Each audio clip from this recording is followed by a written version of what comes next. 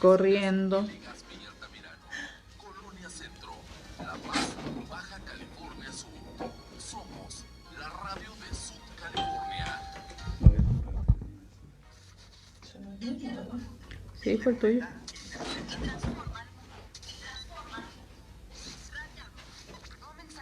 Uy.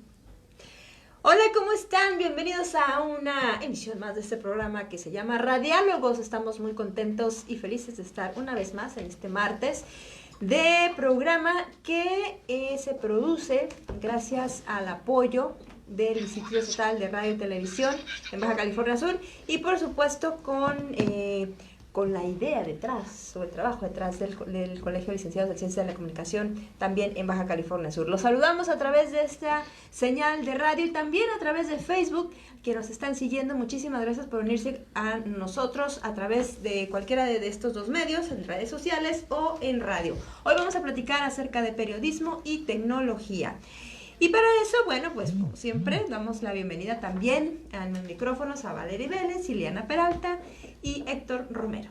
Compañeros, ¿cómo están? Muy buenas tardes. Buenas tardes. Buenas tardes, amigos. Y bien, pues el tema de hoy, como ustedes, como lo acaban de mencionar y lo pueden ver aquí en nuestras pantallas, que nos siguen a través de Facebook, es periodismo y tecnología. Hay una relación muy estrecha entre estas dos variables, por decirlo de alguna forma. Y son precisamente sobre esta relación es de la que vamos a platicar el día de hoy, ¿verdad? Así es, Marta, como nos pueden escuchar, la tecnología ha venido a modernizar, a cambiar y también a darnos nuevas opciones para informarnos a ustedes como auditorio, como medio de comunicación. La forma en que nos acercamos hacia las personas, hacia nuestro auditorio se cambió completamente gracias a la tecnología. Hoy por hoy tenemos aplicaciones, no nada más páginas web, tenemos un sinnúmero de herramientas tecnológicas que nos han permitido ir modernizando todo lo que significa comunicar. Saben, y no nada más nos han permitido acercarnos de forma diferente con la ciudad, ¿no? Con las personas, sino que además nos han involucrado a todos en la generación de noticias. Hoy en día es muy común ver a un vecino tal vez haciendo una transmisión en la colonia, ¿no? Diciendo a ver quién tiró la basura acá en la esquina de la cuadra. Ese tipo de detalles que antes no existían, que no se dialogaban o no se manejaban dentro de la comunidad. Todo era como desde lo institucional que era los medios tradicionales, el periódico, tal vez la radio, pero esta información que se genera desde la comunidad es también incluyente. Así es. Y por supuesto, para quienes ejercen el periodismo, quienes están en los medios de comunicación, también ha sido un gran reto el meterse en esta dinámica cada vez más veloz, digamos, ¿no? Para poder atender estos tiempos que, como bien dicen, pues la tecnología nunca para, ¿no? Y bueno, y en este sentido yo les quiero hacer una pregunta. A ver, quisiera saber su opinión. Nosotros obviamente, pues al tener todos estos recursos, todas estas herramientas digitales, pues como dice Héctor, ¿no? Cualquier persona puede darse la tarea de registrar algún acontecimiento o algún hecho. ¿Cuál sería entonces la diferencia de, por ejemplo, el caso hipotético que decía Héctor, del vecino que sale y que puede estar registrando lo que está haciendo, lo que está pasando en su cuadra, al periodista que trabaja de eso, que vive de esto, que digamos que tiene pues esta profesión? ¿Cuál sería entonces la diferencia? Porque se cree que cualquier persona, repito, con un dispositivo móvil, pues puede ser un reportero, puede ser un periodista. Esto es así. ¿Ustedes qué piensan? Existen evidentemente ciertas diferencias. Si nos vamos a remontar hacia el periodismo tradicional, estábamos acostumbrados a lo que es radio, televisión, prensa, que únicamente tenían un vehículo hacia emitir, ¿no? Se convertían en estar emitiendo información sin era poca retroalimentación o tenían su contexto, pero no había otras versiones de la información. Ya cuando empezamos a tener el proceso de información, donde está el internet como una herramienta, pues se van creando las páginas web, ¿no? Donde empiezan a subirse los mismos contenidos, las mismas notas hacia estos sitios web. Y poco a poco se van involucrando otras herramientas, lo que se dice periodismo 2.0, que ya es empezar a crear este contenido específicamente para tu medio de comunicación. Es cuando los periódicos, la radio, la televisión empezaron no nada más a emitir, no nada más a publicar, sino también a usar un poco más de redes sociales, a estar generando videos directamente para su público en línea.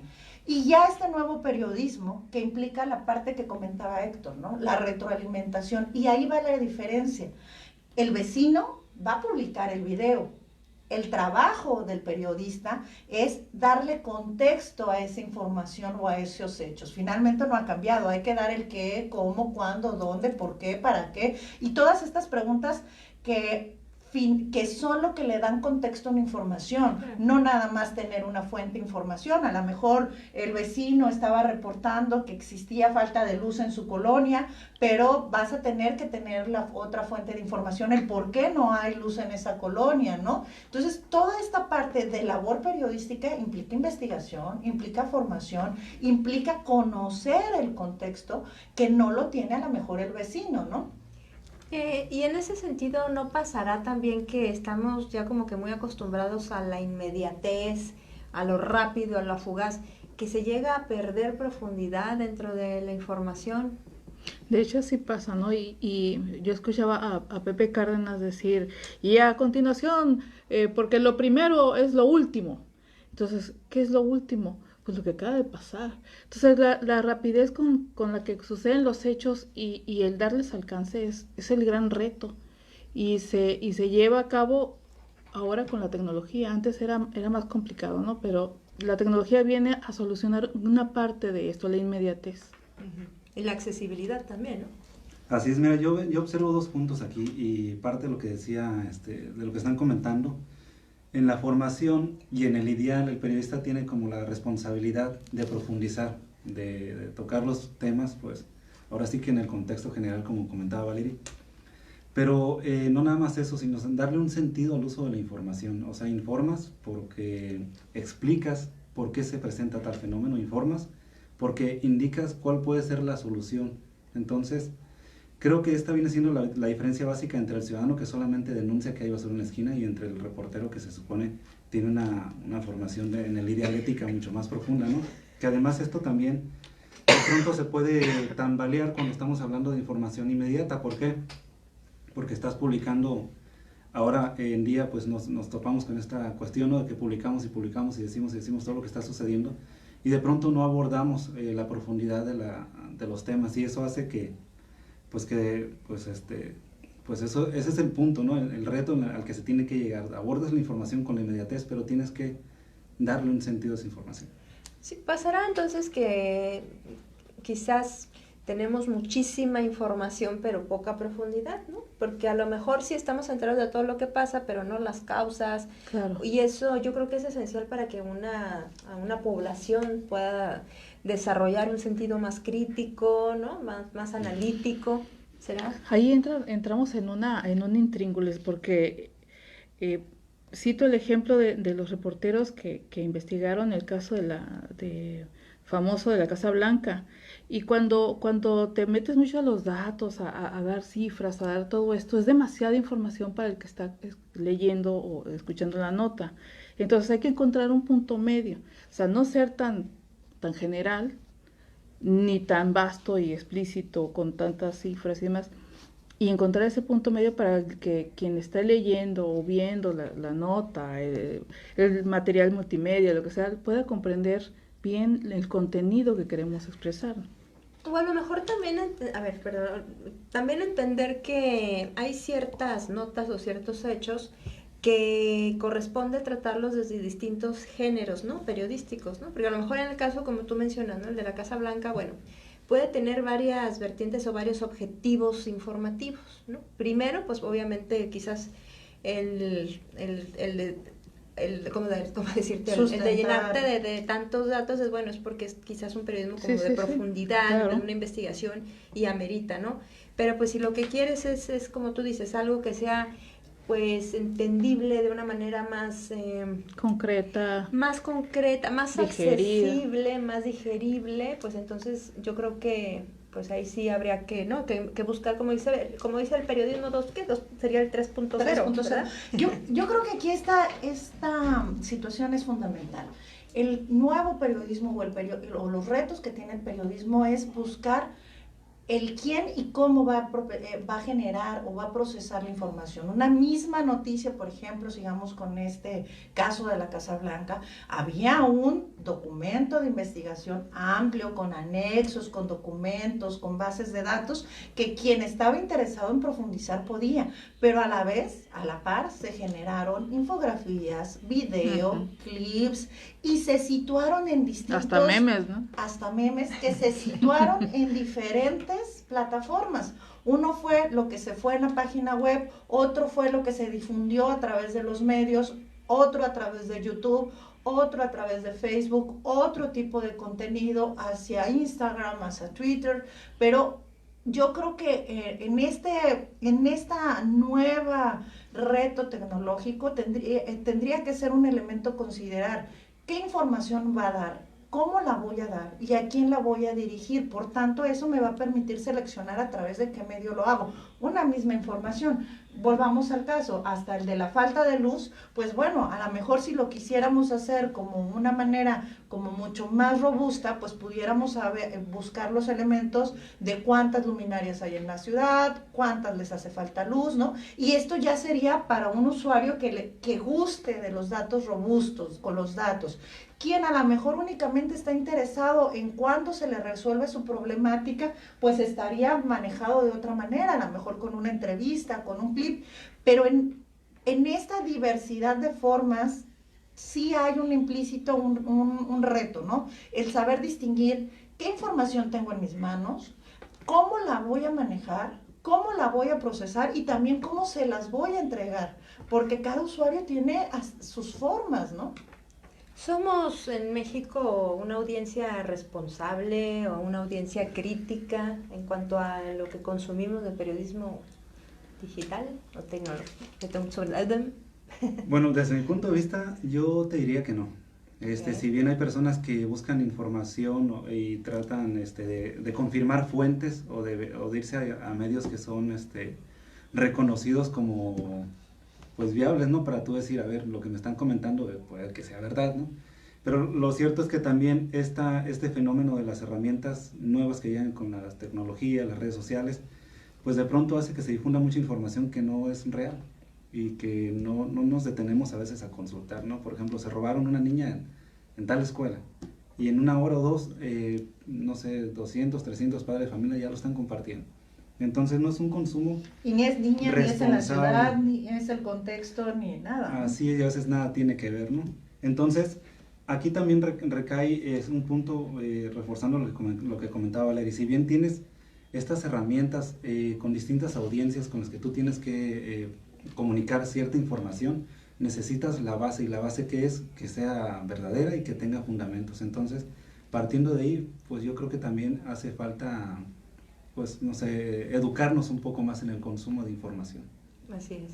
Se hablaba también del tema del hipertexto, ¿no? De estos materiales alternos, donde está la nota, está el link, está el acceso al video o a la infografía, y luego su nexo con las redes sociales, y abajo hay un blog donde puedes dejar un comentario. Entonces estamos enriqueciendo la nota, más allá de lo impensable hasta hace poco tiempo.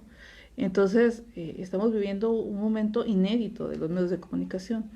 Entonces, igual un paradigma que habría que analizar más a fondo, ¿no? Y qué implicaciones puede tener en el futuro próximo. Claro, por supuesto. Y nos vamos a un corte, es muy breve, volvemos. Estamos hablando de periodismo y tecnología en Radiálogos. Saludos a Santa Rosalía. ¡Saludos a Santa Rosalía! Vamos a Es la hora del en pan. Facebook, a ver si tenemos saludos. Vamos a mandar Vamos al saludos. pan. Es la Que hora del nos pan. manden, por favor, ¿cómo se llaman? Pitayas, ¿verdad? Unas pitayas. Esas pitayas me encantan. Sí, Así ¿no? que se reciben muy gratamente porque ya casi es mi cumpleaños. Entonces, Oye, de veras. posiblemente, ¿Y qué vamos a Coco. hacer? ¿Qué será? Ahorita les digo. Ahora aquí vamos a revisar los comentarios. A ver, Héctor nos los va a compartir. No Así esperes es. a que llegue la tormenta. Bueno, tenemos saludos desde Piedras Negras, Coahuila, colegas. Saludos. Norma Ruth Ramírez, Marcela Santisteban también manda saludos, Pepe Acosta, Valerie te manda saludos, Pepe Acosta. Saludos, amigo. Rafael Peña también, muy presente siempre. Nancy Peralta, y bueno, Cachanilla. ahorita son todos los saludos que tenemos. Cachanilla por debajo del agua. Comisión Nacional del Agua. Eh, yo coincido en lo que quien nos está escuchando a lo mejor sepa qué herramientas puede uno utilizar para tener este contraste de información, ¿no? Porque existía el verificando en el proceso electoral, que fue una manera, digamos que armada para estar teniendo contrastes de información y un filtro, ¿no? Un pequeño cernidor de toda la información. Pero lo que decía Héctor y preguntabas, realmente no estamos preparados para la información ni en México ni en cualquier parte del mundo. Casos como el Cambridge Analytica fue precisamente porque lograron ya tener una identificación tan clara de qué información consumimos, qué es lo que queremos escuchar, Y la profundidad cómo que- lo queremos con la que escuchar, que de tal manera que durante todos estos procesos electorales, léase Estados Unidos, en Europa, en México también, pues te aparecía lo que tú querías escuchar. Entonces, obviamente, si estabas en contra del gobierno, te iba a salir todo lo que fuera en contra del gobierno. Si estabas a favor, te iba a salir todo lo que Sí, sí, estuviera. sí. Y así pasó en Estados Unidos y precisamente lo que tiene hoy por hoy, pues a Trump de un lado de la discusión y le tienen Y ahora la sí trama que rusa. pie en el cuello, porque finalmente Como le han telenovela. logrado Sí. demostrar, ¿no? Sí, sí. Oye, Valeria, que si lo puedes repetir en el aire. Correcto. Estás escuchando Ahí vamos al aire. Radio de Sud California en la 1050 de amplitud modulada y en red estatal en la 99.1 FM. Emisoras pertenecientes al Instituto Yo Estatal caigo en el punto o sea, si hay diversidad, hay un reto, las personas que se tienen que adaptar al uso de las tecnologías, pero la base sigue siendo la misma, o sea, tienes que ir orientado a tener fundamentos, o sea, que Sí. Seguimos transmitiendo a través de 99. Ah, no, ya, ahora sí. Sí. Bueno, ahora sí seguimos transmitiendo a través del 99.1 FM y a través de Facebook también. Muchísimas gracias por sus comentarios. Y bueno, si nos están escuchando en la radio y si nos quieren ver, pues lo pueden hacer, como decimos, a través de la página del Colegio de Licenciados de Ciencias de la Comunicación. No, no es cierto, Colegios de Licenciados en Comunicación de Baja California. O comunicadores BCS es mucho más rápido, también puede contactarnos a través de la página de Facebook, Twitter, y tenemos también nuestra página web si necesitan buscar alguna información sobre las actividades del colegio. Con que ustedes googleen, así de fácil, Comunicadores BCS, le aparecen todas nuestras redes sociales y ahí estamos en contacto porque muchas veces no alcanzan a escuchar el programa completo. Entonces, en la transmisión, que también tenemos nuestro canal de YouTube, pueden darle seguimiento a todos los programas, a este del día de hoy y a los que hemos transmitido con anterioridad. y además comentarnos y sugerirnos programas, ¿no? Temas que ellos Sí. tengan ahí en mente. Claro, y de verdad es que agradecemos muchísimo porque ya en YouTube ya tiene alrededor de los 200,000 reproducciones, ¿no? Algunos de los videos de... Wow. Pero ahí vamos, ¿no? Futuros Poco a poquito. influencers. Familia, pónganse las pilas. Ah, bueno. Pero es muy importante que pues nos estén sugiriendo temas, por ejemplo, saludos que nos estaban viendo desde Torreón, Coahuila. Desde Coahuila, Piedras Negras, de Coahuila. Piedras Negras, Coahuila. Entonces, colegas, díganos qué temas les interesan. Por acá buscamos también cómo abordarlo. Y es un poquito lo que decíamos respecto a la información. Hay que contrastar las fuentes. No nos podemos quedar únicamente con la información inicial, ¿no, Héctor? Así es, siempre hay que revisar, siempre hay que procurar ir a páginas oficiales, a medios que ya están pues de alguna forma respaldados, ¿no? Por tantos años en el mercado, por decirlo así, de la información. Aún así siempre, bueno, lo ideal es revisar 2, 3, 4 porque pues es más seguro, ¿no? Así es. ¿Vas a decir algo? No, del contraste de la información. No estamos acostumbrados a contrastarla, a ver si realmente dijo eso y no dijo otra cosa. Y es parte de esta cultura que quizá en algún momento lleguemos a tener, no lo sé, de no ingerir o consumir la información cruda, así como viene. No, y Lo que además pasa tienes que darte la oportunidad de que después de contrastar, tú tienes que tener presente que vas a analizar lo que estás leyendo, o sea, no lo vas a tomar como tal. Tienes que darte la oportunidad. Yo creo que también hay que estar muy conscientes de lo que uno desea, ¿no? Y ahora sí que de su corazoncito. ¿Qué quiero decir con esto? Por ejemplo, yo, no sé, lo vemos ahora con esta, no sé si llamarlo grieta, pero con esta división que hay entre los seguidores, por ejemplo, del presidente y los detractores, ¿no? Hay muchísima información que está fluyendo ahí en redes, tanto para darle gusto a un grupo como para darle gusto al otro. Si yo veo una información o una noticia que se va a adecuar a lo que yo pienso, o va a coincidir a lo que yo siento y a lo que yo pienso, difícilmente la voy a poner en duda, y más difícil aún, voy a tratar de buscar otras fuentes que me digan lo contrario. Entonces, como no tenemos mucha conciencia sobre estos sesgos, realmente uno termina informándose con lo que quiere escuchar. ¿Me explico? Muy buen Pero, punto. pero además no nada más porque uno lo busca, hay que ser muy conscientes y son de los temas que hemos abordado en otros programas.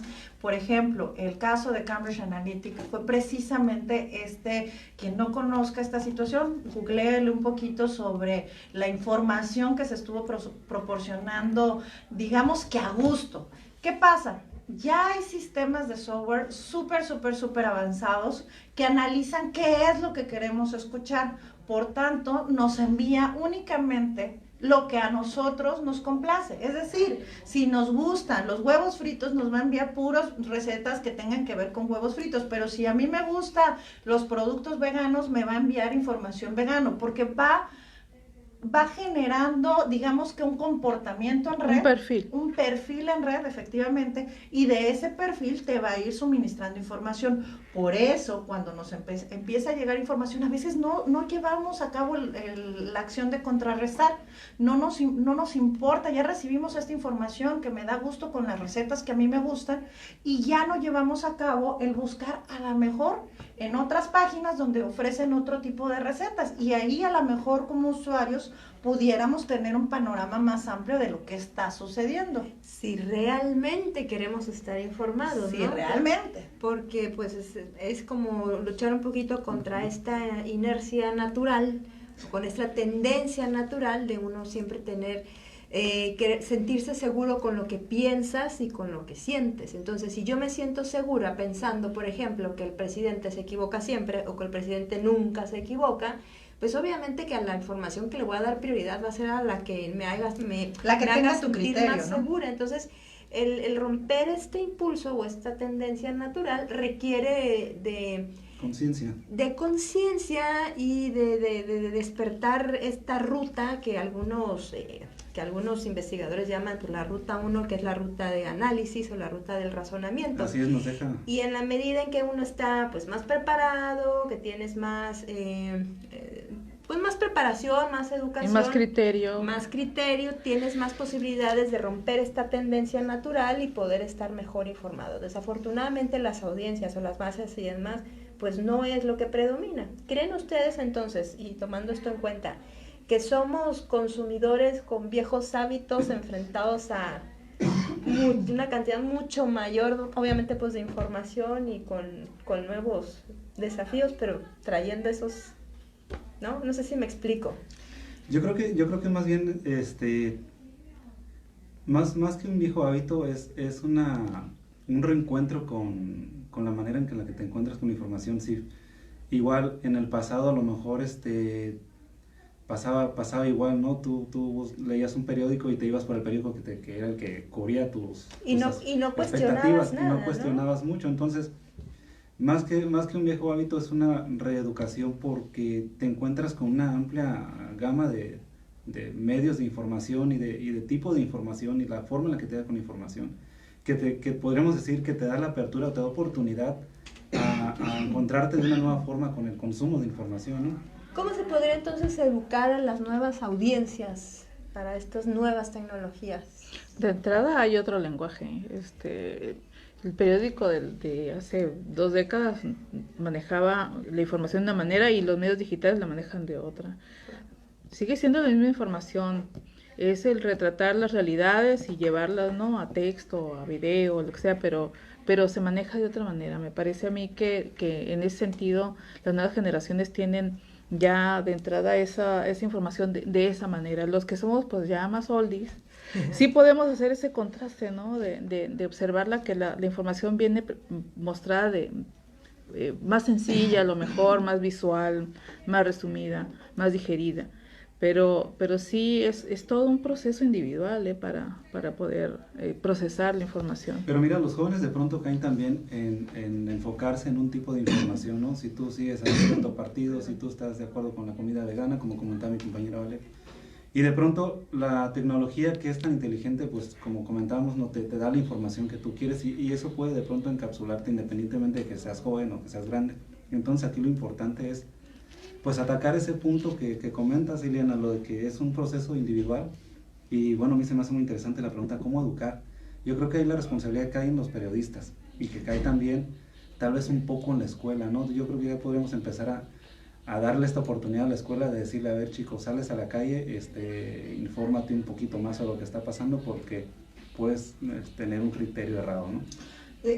La parte de alfabetización tecnológica es uno de los retos no nada más para los comunicadores, sino es un reto para todas estas generaciones que estamos contribuyendo de alguna manera a generar información, porque somos generadores y receptores de información de manera constante, a través de cualquier red de información generamos y al mismo tiempo estamos absorbiendo toda esta información, pero esta parte del periodismo sí implica un aprovechamiento real de la tecnología.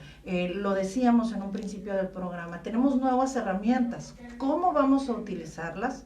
¿Cómo el periodista va a aprovechar a lo mejor la posibilidad de no quedarse en su contexto? Porque también estamos hablando que existen temas que pudieran manejarse no nada más en un contexto local. Hoy la tecnología te da la posibilidad de consultar fuentes a nivel internacional, pero es la manera en que, y lo hemos visto con algunos ejemplos, hay información que genera de repente el New York Times, que generan medios de comunicación internacionales, que no nada más se sujetan a las fuentes de información que tienen de manera local, sino hacen videotransmisiones, hacen enlaces con periodistas que están en otra parte del mundo y que va a fortalecer esta información para precisamente esto, que no tengas únicamente esta burbuja en la que están los contenidos sujetos hacia los temas y las formas, ¿no?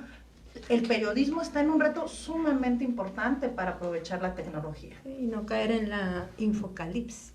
Que luego vamos a platicar de eso.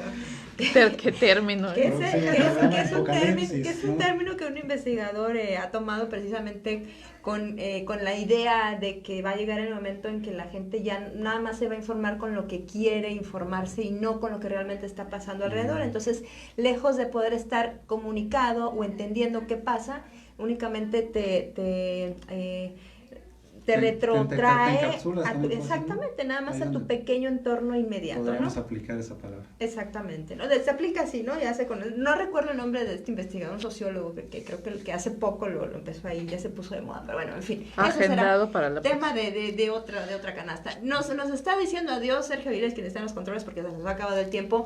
Agradecemos muchísimo que nos hayan acompañado a lo largo de esta media hora y no nos queda más que despedirnos, ¿verdad, chicos?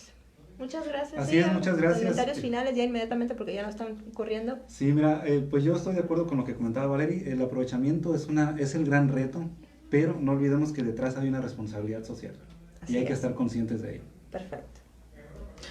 Pues muchísimas gracias, nos vemos la próxima semana y estamos en Radiálogos. Hasta el próximo martes, 6:30 de la tarde. Vamos. Muy bien, Palomilla, muy bien. Dudas y comentarios ahí en la parte de abajo. Sí. Ay, siempre se me olvida que seguimos en